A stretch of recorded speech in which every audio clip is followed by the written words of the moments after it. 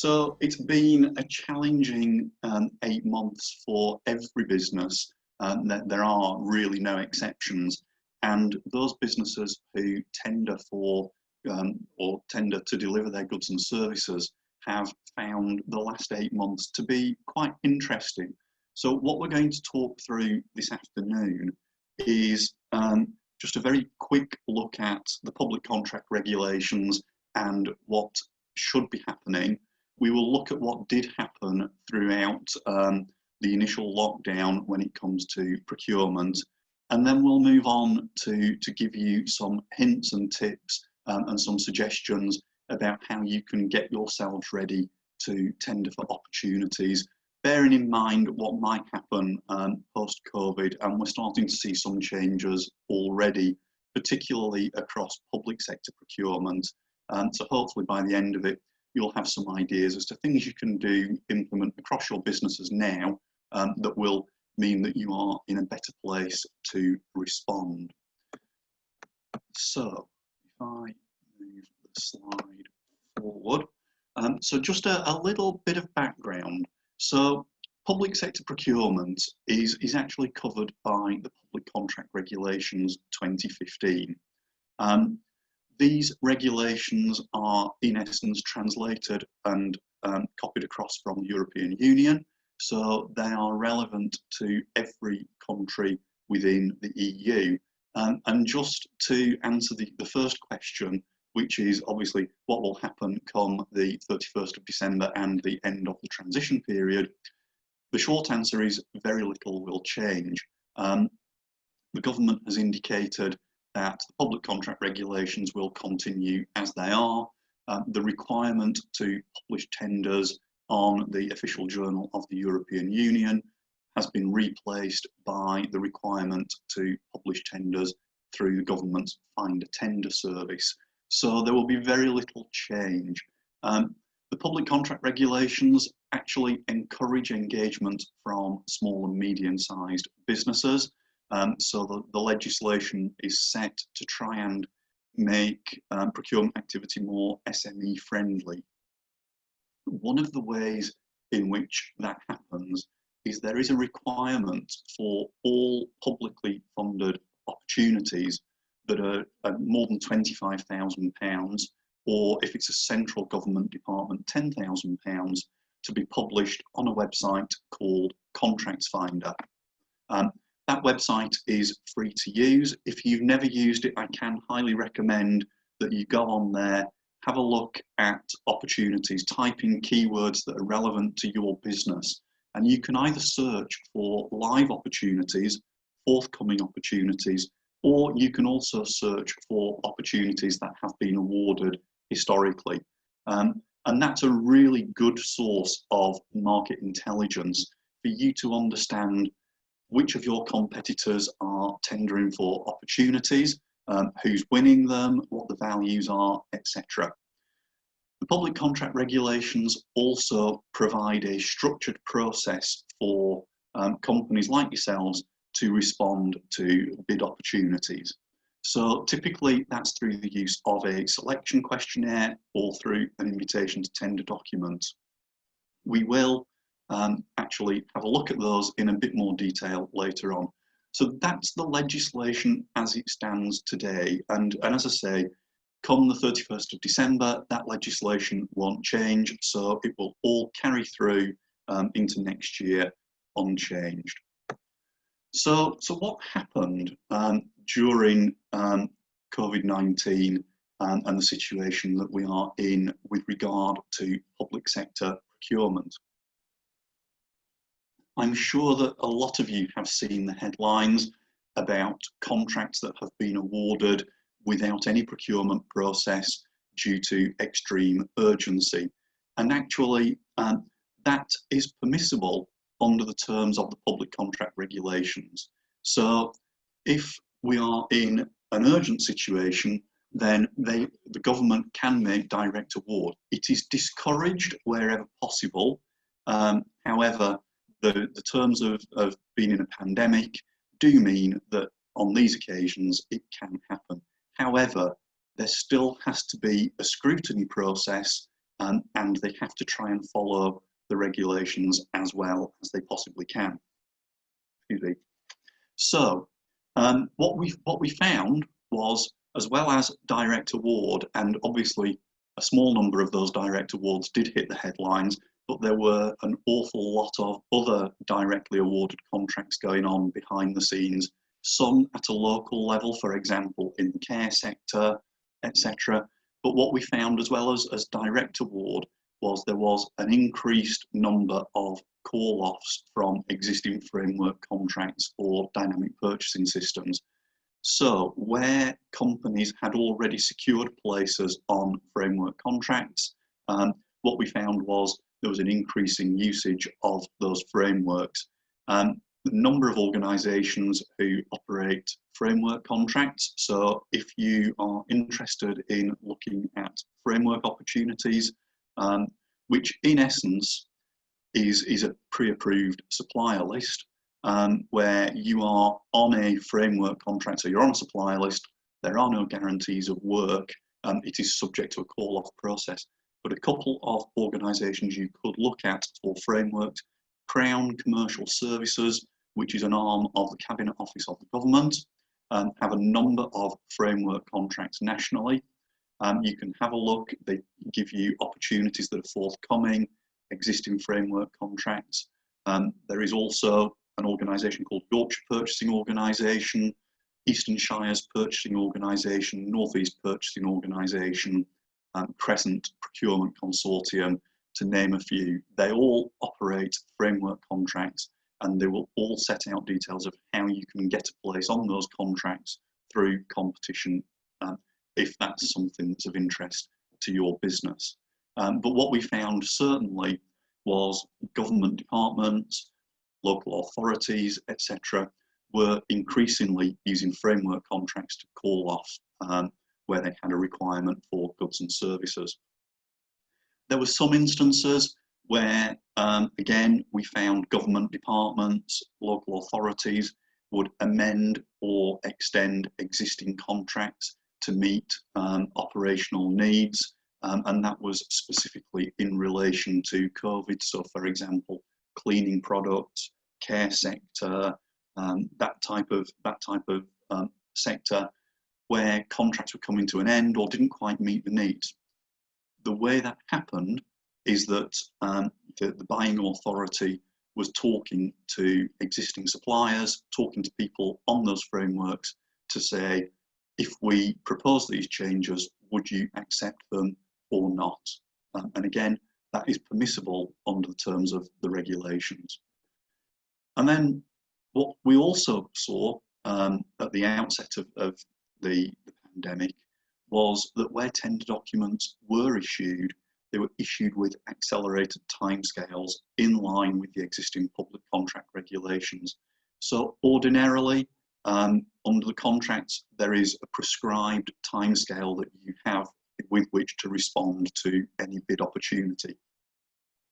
Where we are in what's deemed to be a situation of extreme urgency, then they can actually use a shorter timescale in which to procure, and that timescale can be as short as 10 days, and that is 10 calendar days, not 10 working days.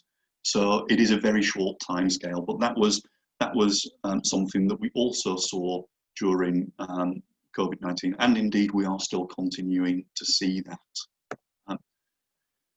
What's going to happen? So if we get the crystal ball out, what's going to happen once we get towards the end of the pandemic, once we have a vaccine in place, and I sort of almost hesitate to say when we sort of return to normal, because I think the new normal will be different from what went before.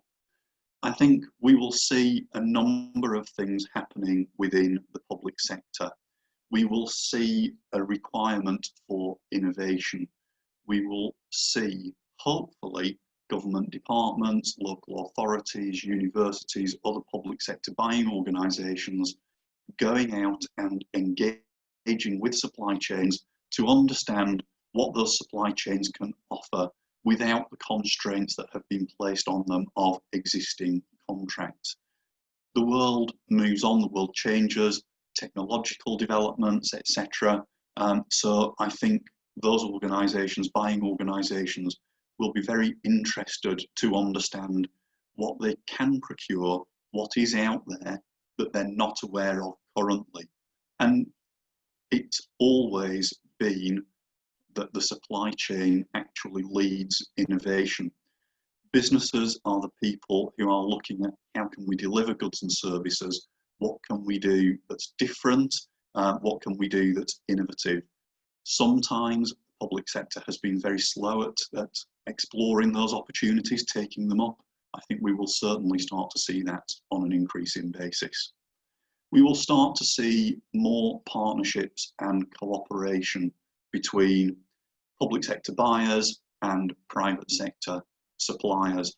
There will be a shared understanding. We've seen examples over the last 6 months where buying organisations, both public and private sector to be fair, have reduced the length of payment terms to provide better cash flow, working capital for organisations who might well be suffering through the course of COVID-19.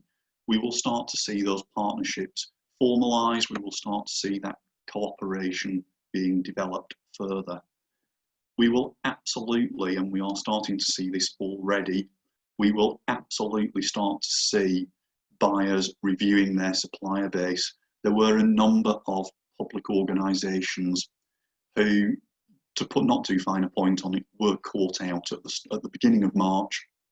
And as we entered lockdown towards the end of March, they really weren't prepared for what was going to happen. I ran a couple of years ago, I ran a training course in a particular sector, and it was a training course around business continuity. And we talked about issues around global pandemics. And if I'm honest, in terms of risk registers, those pandemics were quite low down on the list of potential risks and the areas of priority focus. That will change. Buyers will start to review the supplier base. They will start to ask, first of all, does it meet our needs today? Does it meet our needs moving forward? They will also potentially start to assess potential suppliers in a different way. And we will touch on that in a few minutes, but we will absolutely look at business continuity because that will increasingly start to play a role with some evaluation activity. We'll also see moving forward some adaptation of procurement processes. We've already moved broadly to digital procurement, certainly for large value opportunities. There are still a number, to be fair, a number of lower value opportunities where it is response. I've still seen some that are paper-based, but predominantly email. But when we get to £10,000 or above, then we see much more emphasis on digital. So we will see more emphasis on using procurement portals, so Due North, Intend, etc. We will also see, moving forward, less flexibility on timescales. Now this is and has to be a bit of a two-way street, to be fair.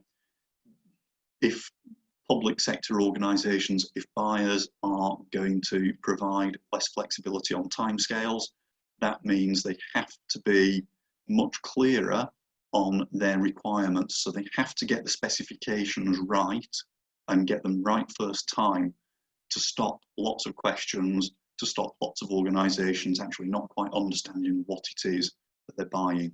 But we will see fewer extensions to deadlines. We hopefully will see buyers sticking to the procurement timetables that they actually publish. We've all been there, we've all bid for opportunities where there is no extension to your deadline, but then the buyer takes a long time to make a decision. The adapting processes will certainly see evaluation within public buying organisations hopefully be more streamlined, so they are clearer about what it is they want to buy, clearer about what it is they are looking for from successful bidders. We will also see some changes and some amendments sectorally. So the care sector is a good example where certainly for domiciliary care, for residential care, those tenders were pretty much prescribed. They didn't factor in issues such as the last 6-8 months that we have gone through. So what we will see, I think, are some changes to reflect learnings from the last few months. Cleaning sector, to be fair, it will probably have an impact on every sector. The other thing we are likely to see is some amendment and some movement around simplification of bid process for lower value opportunities. So where there is an opportunity under £25,000 and it's 3 written quotes, for example, we will probably see a simplification of the information that's required at that stage. So some authorities currently do tend to gold plate absolutely everything. We will see that they will start to simplify the process and make it much easier for companies to respond so that people can respond in a more timely manner. So I think those are some of the changes that we will see post-COVID. Now, a lot of that boils down to businesses such as yourselves being prepared so that when the opportunities arise, when they come out and they're published, you are in a position to respond. And there's actually quite a lot that you can do in advance of bids being issued. And it's very difficult sometimes to sit and focus on these things because at the end of the day, you have got a business to run and the day-to-day stuff doesn't go away just because you've got a tender that you need to prepare for or respond to.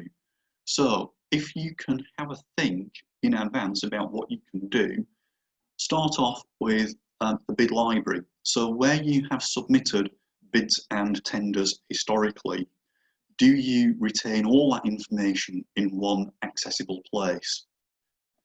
That's equally valid for private sector opportunities as it is for public sector opportunities, because where you are developing proposal documents, you can store all of those in a central place, be that either on a customer record, and then you have records of which customers want which products, or in a central bid library. Again, how do you access that? If you've got a team, who accesses that? Does it have all of the core documents that you require to bid? I think that's fairly self-explanatory. We'll talk about those core documents in a moment. The one thing that every business should do is have some form of structured bid or no bid process. You can, and I see lots of businesses that are, in its essence, they become busy fools.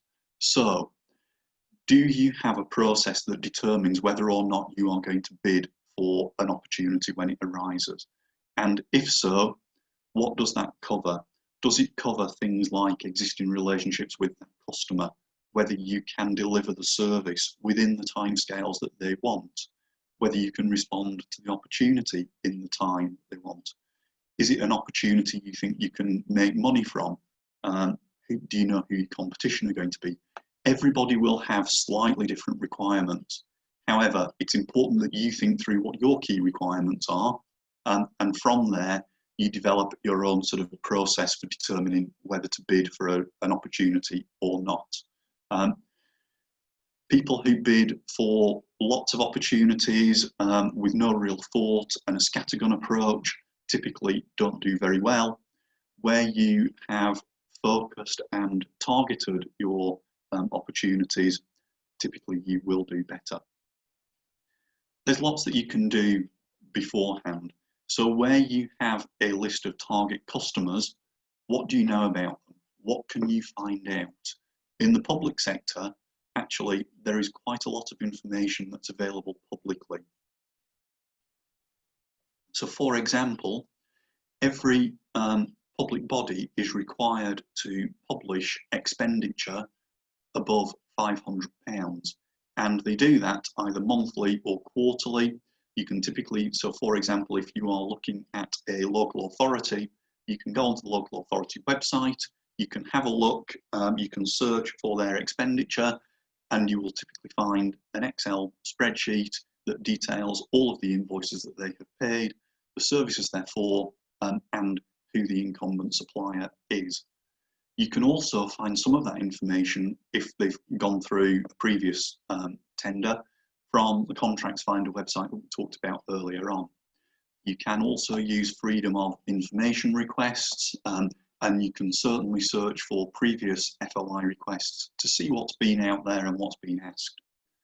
So that's for larger value contracts. For lower value contracts, the buying organisation may have a preferred supplier list, so a list of organisations that they will approach for lower value opportunities, typically up to £10,000 in spend.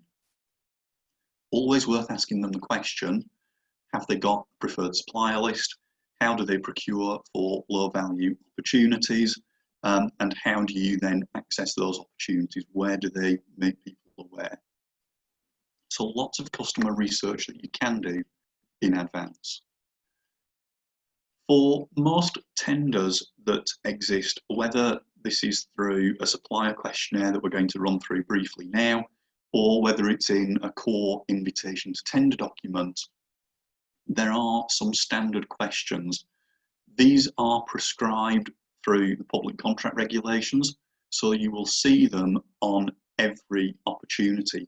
So good preparation would be to actually get hold of a supplier questionnaire list of questions, which are these here, and complete them so that you've already done this work.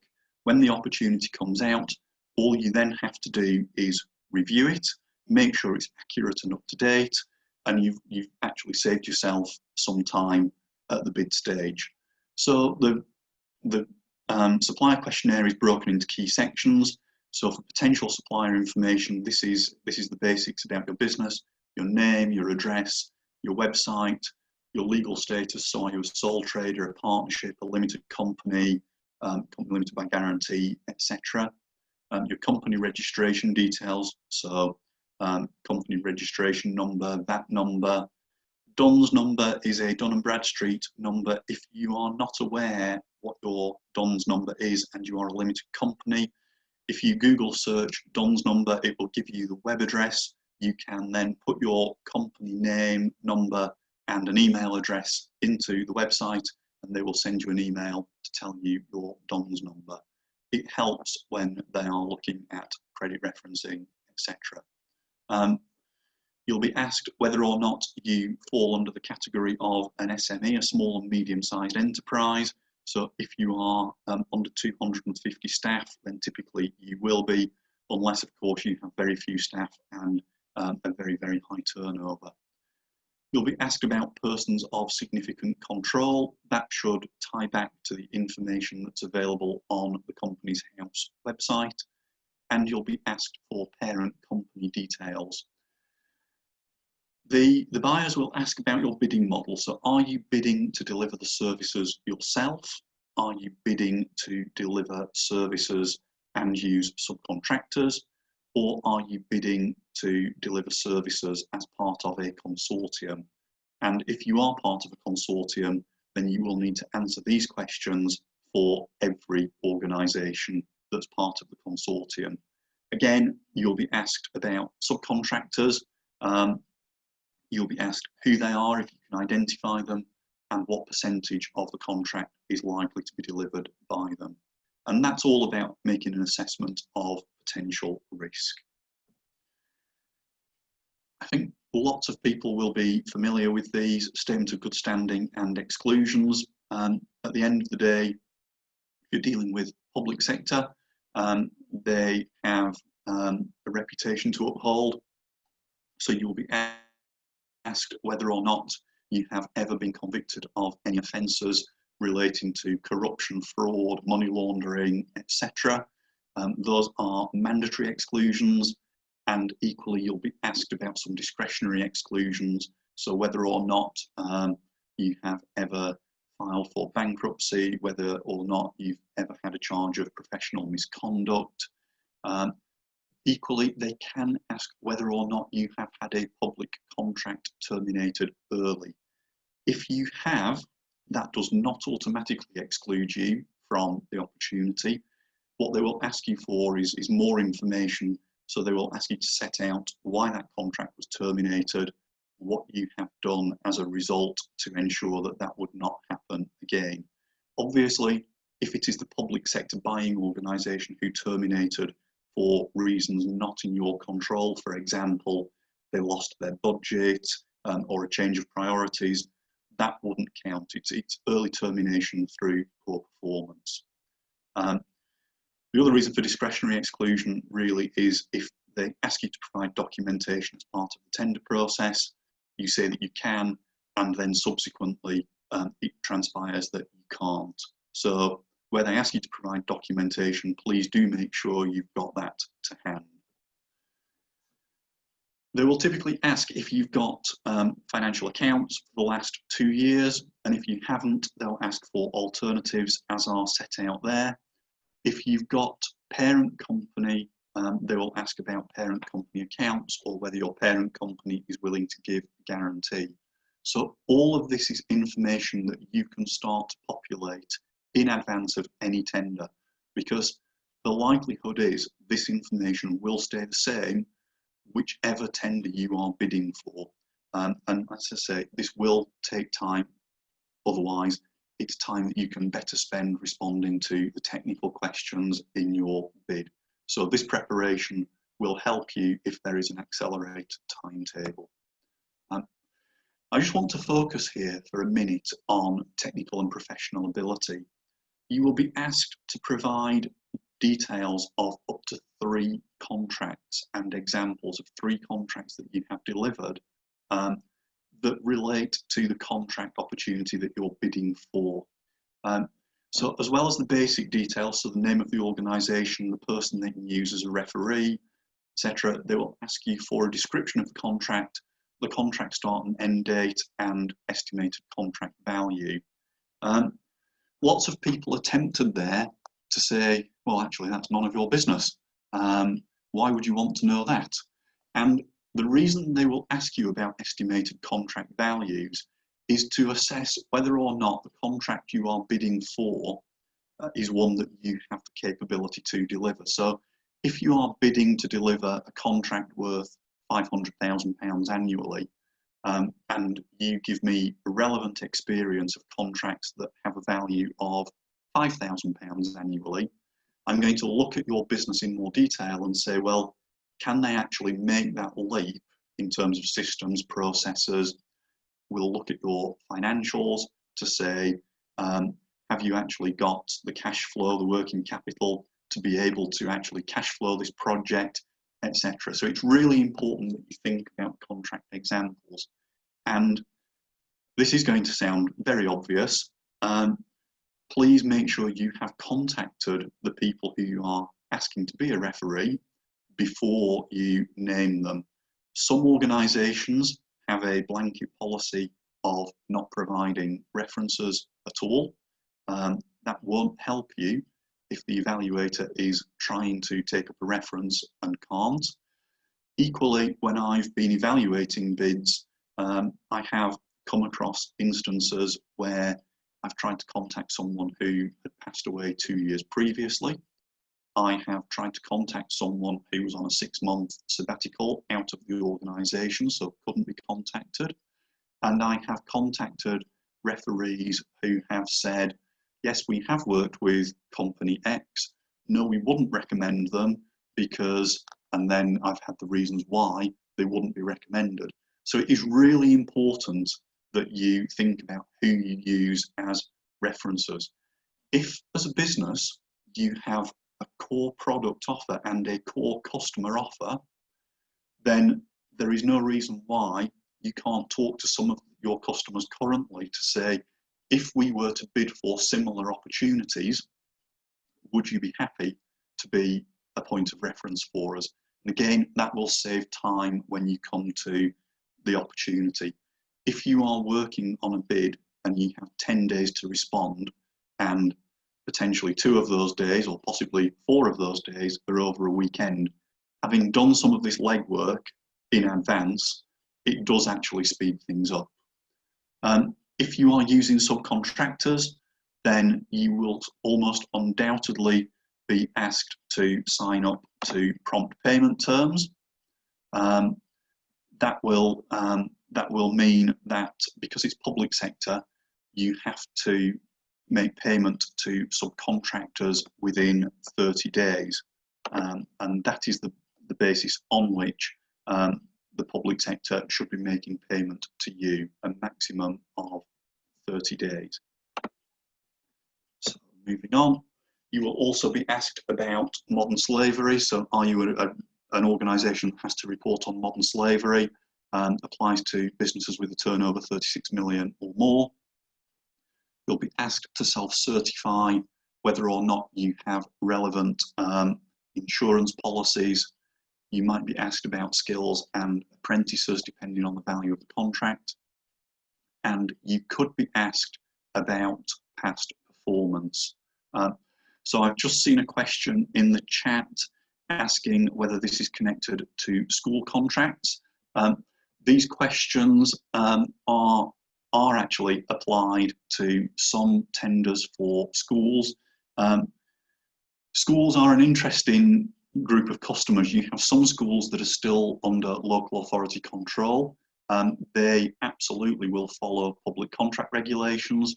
You have other schools that are academy schools. Academy schools don't always follow public contract regulations, but to be fair, they should, because the main source of their funding, or 51% of their funding or more, does come from the public purse. So it is relevant for schools. It's relevant. It covers everything from central government departments, so Ministry of Justice, for example, through local authorities, universities, colleges. Any organisation that gets 51% or more of its funding from public sector, from the public purse, has to follow these requirements. And what we're finding is a number of larger private sector organisations are also now starting to adopt some of these principles. So I hope that answers that question. One of the things we will absolutely see post-COVID is more reference in bids and tenders to business continuity and disaster recovery. So as a business, do you have a business continuity and a disaster recovery plan? If you have, that's good. When did you last test it? Who's aware of it? Do you monitor your subcontractors? If you haven't got a business continuity or disaster recovery plan, then that's something that you absolutely need to think about as a business. So think about the last 6 to 8 months.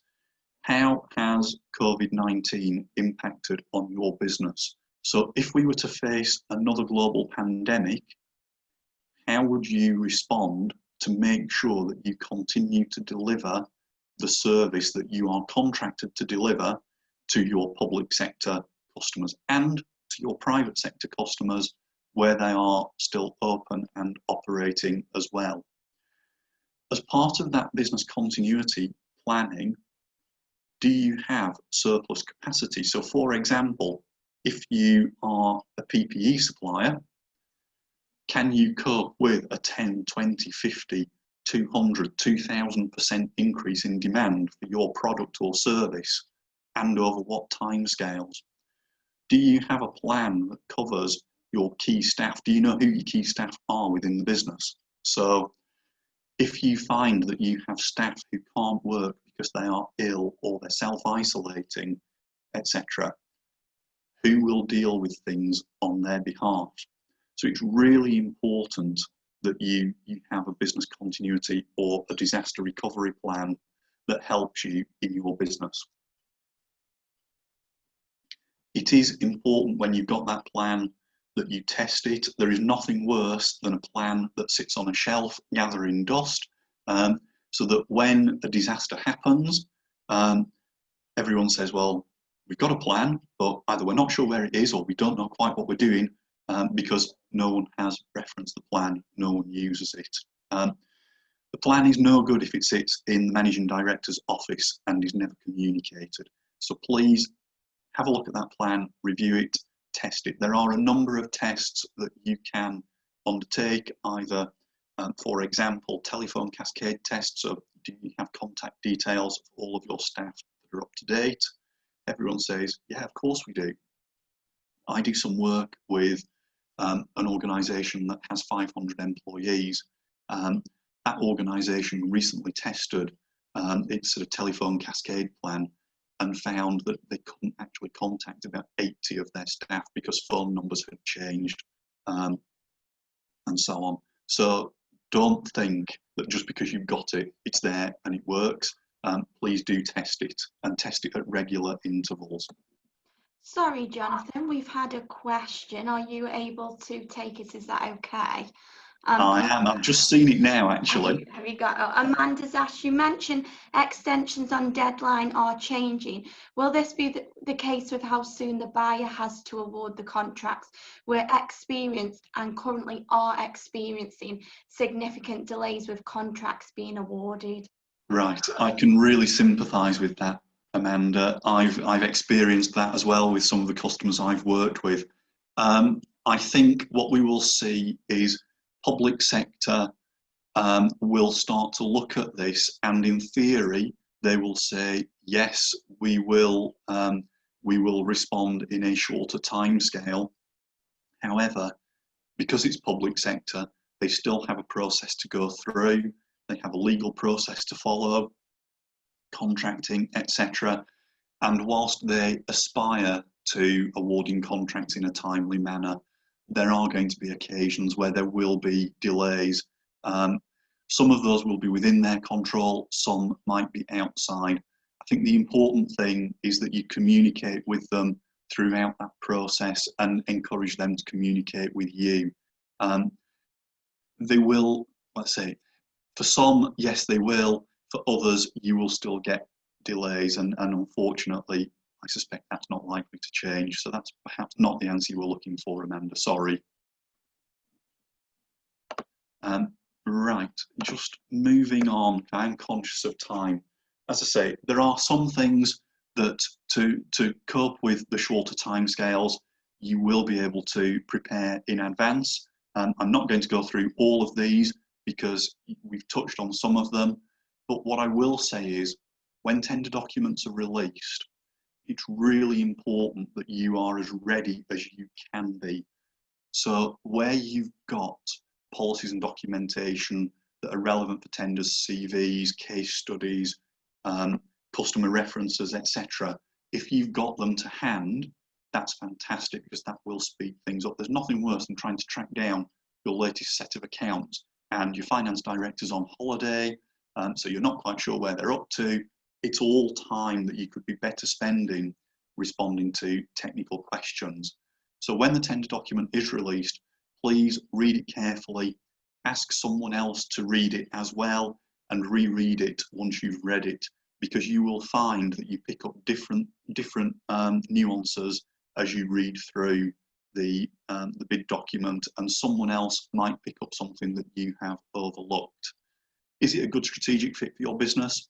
If it isn't, don't waste your time in bidding for it, because there will be others for whom it is a good strategic fit and they'll be more likely to win. Concentrate your efforts on those that are a good fit for your business. Make sure you can achieve the submission deadlines. I know of some businesses who automatically request an extension to deadline.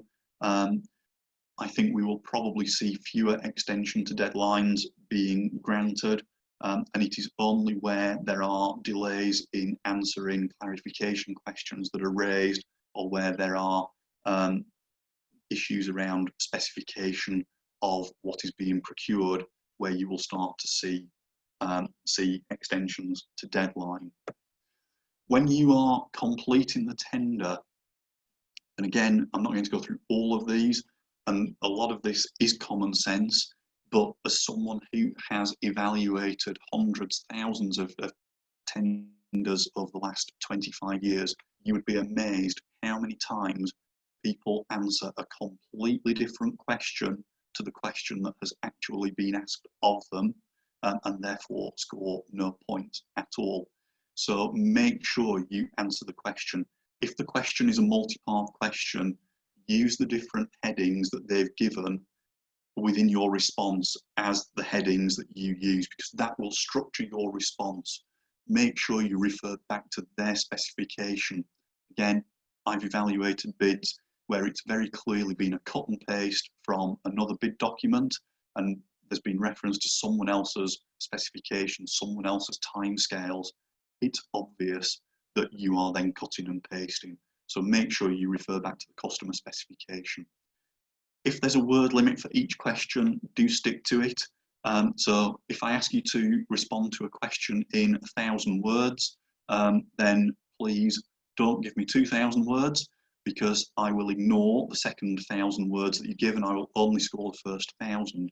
Equally, if it's 1,000 words and you answer it in 20 words, the chances are you're not going to score full points. So ask yourself why the evaluator thinks that that question is worth 1,000 words.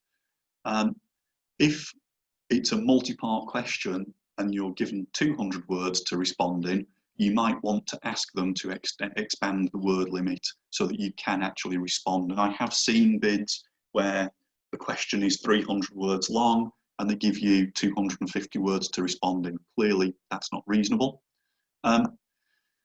Everybody, when they are responding to bids, will say, we are the best, we are the market leader, we're the number one.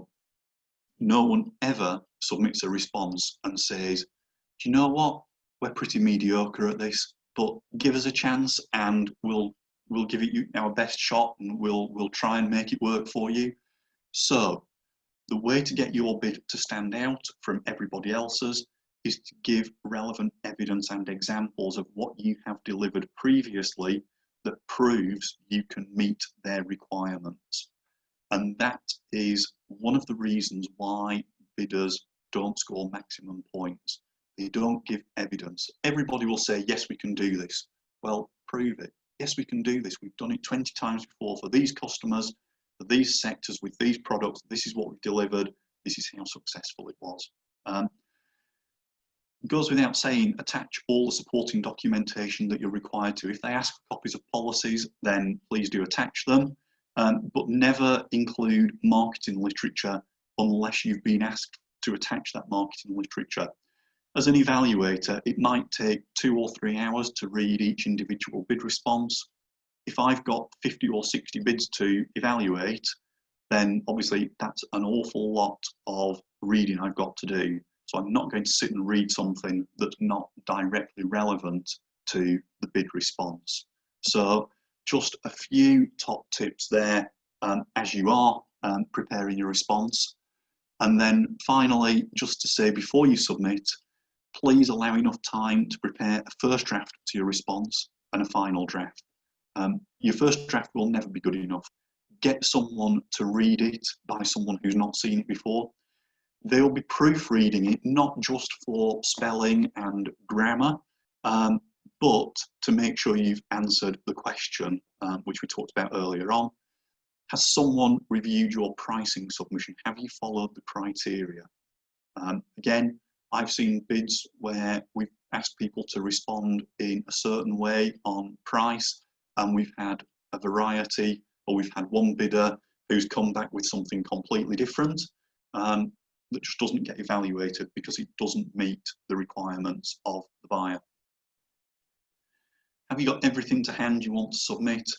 And most importantly of all, allow enough time to submit your response documents. Most bids now are submitted electronically via an online portal.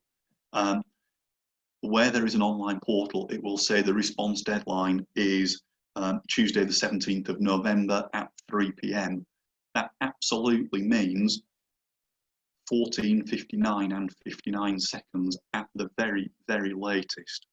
If you allow that timer to click over to 3 o'clock, the portal closes down, you cannot upload your response document, so all that time and effort has been wasted. So my advice always is, even with a short deadline, upload as much as you can 24 hours in advance, as a minimum 24 hours, preferably more. If you wish to add to your response or amend your response, you can do that. You can pull the documents back down and re-upload them. But if your internet connection drops out, if your computer breaks at the last minute, at least you've got something there. The buyer can't see your response until the time has passed. So you don't have to worry that the buyer will be able to see what you're submitting in advance. They can only see it once the deadline has passed. That hopefully is a bit of a whistle-stop tour of procurement and tendering. I'm happy to field any questions, either through the chat, through the Q&A session. Lauren, I'll hand back to you. Thank you, Jonathan. Some really significant information there, so thanks so much for sharing with us. As Jonathan said, if anybody's got any questions, please feel free to pop them in the Q&A function, which you'll see either at the top or bottom of your screen. We have got a few minutes, so please feel free to do so. Thank you. See if any's come through, and thank you for those who ask questions throughout as well. It really helps to get the interaction going, so thank you for that.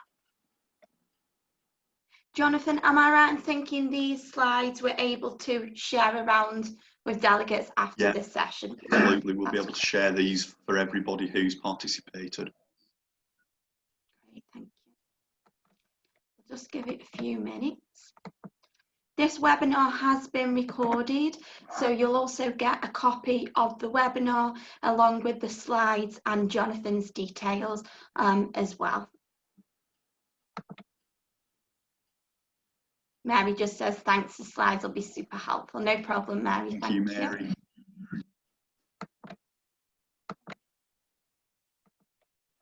Looks like you might have answered everybody's questions already, Jonathan. Either that or I've sent everybody to sleep. Oh, no.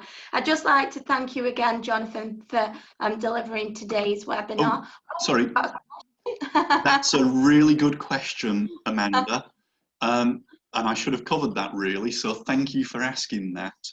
As an evaluator, typically only one business in 5 actually bothers to request any feedback on tenders. So my advice is always follow through and ask the buyer for feedback, not just on failed tenders, but on every tender. So if you are successful in your bid, that's brilliant, but make sure you ask the buyer once you've got the contract signed, what was it about your bid that made them choose you? Was it the price? Was it your quality of service? Was it your past experience, etc.? Because it's not always what you think it is. So make sure you ask on tenders that you've won. For failed tenders, again, under the public contract regulations, the buyer is required to actually provide some feedback to you. And again, you see all sorts of variety. So I see information where it is just a score that's being given, which actually isn't very helpful. So what you are looking for is feedback on your bid. So what else could you have included to improve your score, and how does that score relative to the winning bidder? So if you scored 3 out of 5 on a question and the winning bidder scored 5 out of 5, what were the sort of the relative advantages of the winning bidder's response over yours? So that hopefully answers that question, but please always request feedback on bids. And Luigi, can you provide me with a contact number so I can look into getting a school contract, please? Unfortunately, it's not that simple. I wish it was. So the best thing that you can do, and I don't know what service your business offers, but the best thing you could do is have a look at the Contracts Finder website. So if you go to Google and just search Contracts Finder, and then do a keyword search on the keywords that are relevant to your business, then you should find opportunities. The other thing you can do, and unfortunately it's a bit long-winded, if there are certain schools that you want to work with, there is nothing to stop you contacting them and asking them directly, how do they award contracts, where do they advertise their opportunities. That also helps you start and build up a bit of a dialogue with the schools that you're interested in supplying. Thank you, Jonathan. That's great. I'd just like to thank you again, Jonathan, today for delivering the webinar. It's been really, really useful. And thanks to those attendees who have joined today. We appreciate you taking the time to join this webinar. I hope everybody stays safe, has a lovely day and takes care. Thanks, everybody. See you soon. Goodbye for now.